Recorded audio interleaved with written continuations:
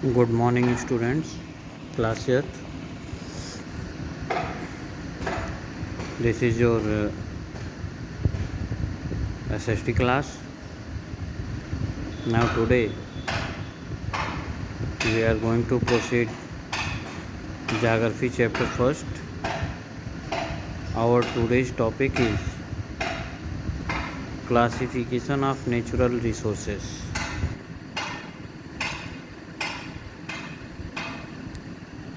Natural resources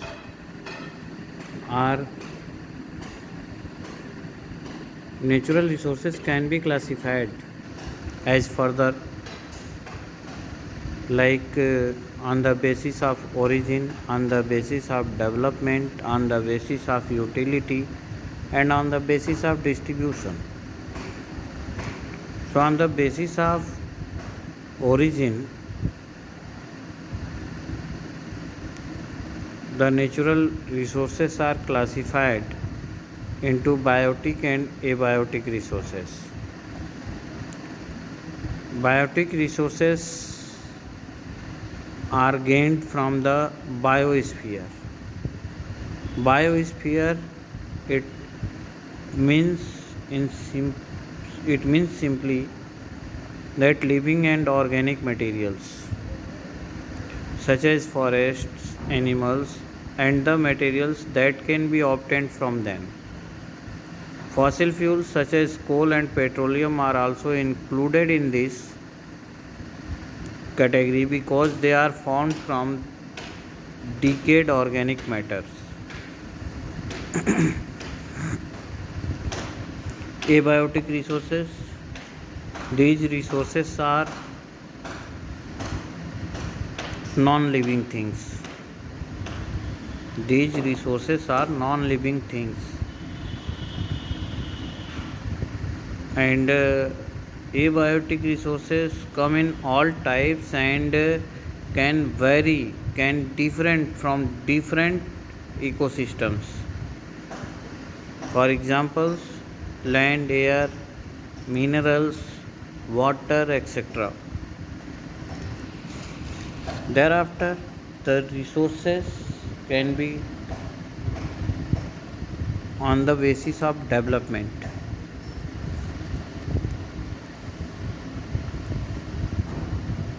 In this category, the resources can be classified into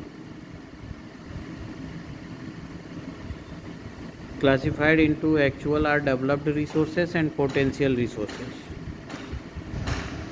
Actual or developed resources are those resources whose quantity is known. Means we are aware about the quantity of these resources and these resources are being used in the present. The alluvial soil of the northern plains, oil field of Assam, and the Damodar coal field in India are example of actual or developed resources. Thereafter, potential resources. Potential resources are those resources whose total quantity may not be known.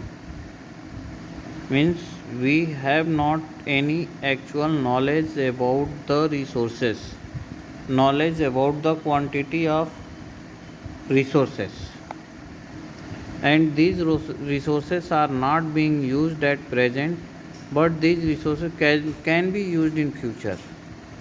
Nowadays, we are not using the potential resources, but we have preserved these resources in the hope that in future we can be used. For example,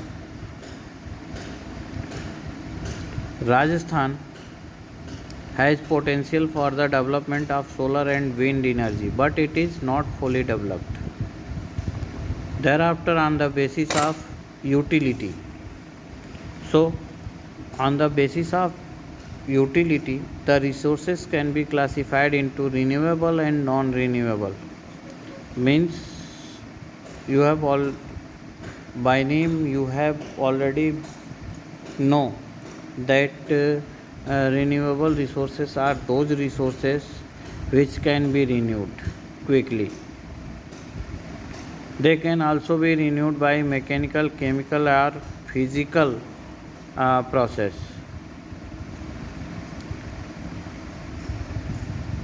Some of these resources, like solar and wind energy, are unlimited and are not affected by human activities. That's why these are also called inexhaustible resources.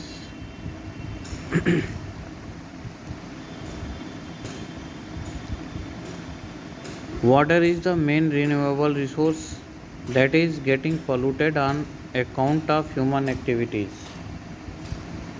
Thereafter, non renewable resources. These are the resources which cannot be regenerated or renewed immediately. Once in stocks are exhausted, it may take thousands of years to be renewed or regenerated. Like coal and oils are example of non-renewable resources. On the basis of distribution, natural resources are available widely, but they are not available everywhere. Natural resources are available widely, but its distribution was not even. Distribution of resources can be ubiquitous or localized, which means that in a particular locality it may be found or not found. The resources like air we breathe in and sunlight that are found everywhere are ubiquitous, while the resources that are not found everywhere but in certain places, gold and silver, are localized. So, like this, some resources are localized and some resources are mm,